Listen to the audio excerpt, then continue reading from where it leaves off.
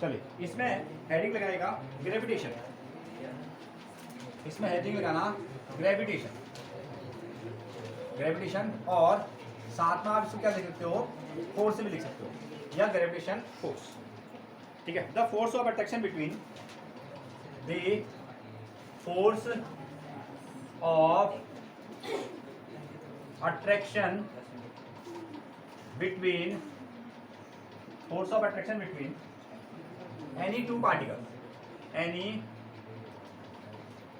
two particles, any two particles in the universe, in the universe, in the universe is called gravitation, is called gravitation, is called gravitation, इसको हम gravitation कहते हैं। और दूसरी ओर से हम क्या कह सकते हैं, ग्रेविटेशनल फोर्स, ग्रेविटेशनल फोर्स, ये भी इसका नाम हो सकता है। ठीक है, gravitational force, the force of attraction between any two particles in the universe is called gravitation और ग्रेविटेशनल फोर्स, और ग्रेविटेशनल फोर्स,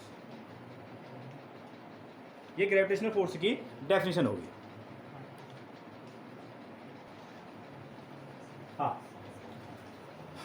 इसके ग्रेविटेशनल फोर्स के एग्जाम्पल हो सकते हैं फोर्स बिटवीन, ऐसा आप इसको लिख सकते हो, force between sun, sun and earth,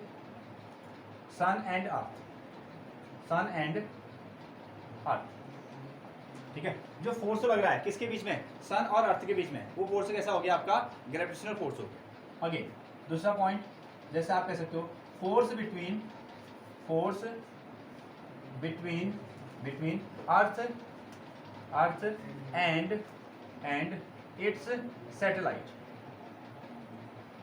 it's satellite, वो कौन है आपका, मून, सैटेलाइट और मून, ये हो गया।